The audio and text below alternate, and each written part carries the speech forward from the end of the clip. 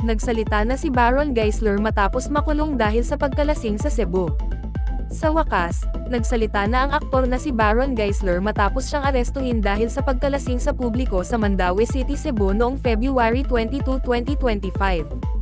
Ang pangyayari ay agad na nag-viral matapos kumalat ang kanyang mugshot sa social media, na nagtulak kay Geisler na maglabas ng pahayag upang tugunan ang misinformation na kumakalat tungkol sa mga nangyari.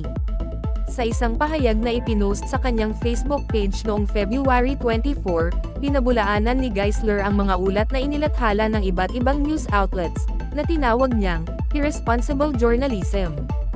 Sinabi niya na ang mga ulat ay hindi tumpak at hindi nag-verify ng mga katotohanan bago maglathala, na nagdulot ng unnecessary confusion. Sabi ni Geisler, "Breaking my silence. There's a lot of misinformation circulating, especially from news outlets that failed to verify the facts before reporting. Irresponsible journalism has blown things out of proportion, creating unnecessary confusion. I want to make it clear, I'm okay, and I'm seeking legal advice to address this properly. To those who continue to stand by me, thank you. Your support means everything." Bagaman hindi nagbigay ng detalye si Geisler tungkol sa kanyang panig ng kwento, tiniyak niya sa publiko na maayos siya at humihingi ng legal na payo upang matugunan ang sitwasyon ng maayos. Ang mga unang ulat, na mula sa Cebu Daily News at IFM 93.9 Cebu, ay nagsabi na si Geisler ay naaresto bandang 3:50 AM noong February 22, 2025.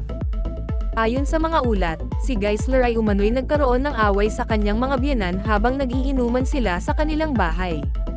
Ang away na ito, na umano'y kinasangkutan ng pagsira ni Geisler ng isang bagay, ang nagtulak sa kanila na tumawag ng pulis. Matapos maaresto, si Geisler ay nakulong sa Kenduman Police Station sa loob ng ilang oras.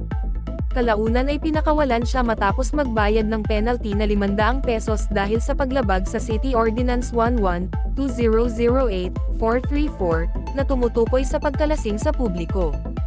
Ang insidente ay nagpakita ng panganib ng pagkalat ng misinformation sa social media.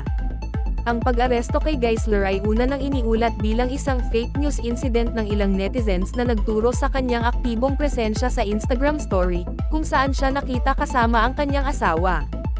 Gayunpaman, ang mga ulat ay agad na nakumpirma ng mga kagalang-galang na news outlets sa Cebu.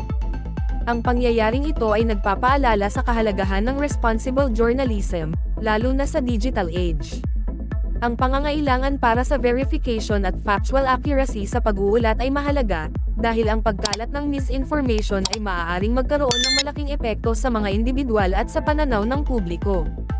Ang pahayag ni Geisler ay nagpapahiwatig na balak niyang maghain ng legal na aksyon laban sa mga news outlets na umano'y nagkamali sa pag-uulat ng kanyang pag-aresto. Ang mga detalye ng posibleng legal na aksyon na ito, at ang sariling kwento ni Geisler tungkol sa mga pangyayari, ay inaasahang malalaman sa susunod na mga araw.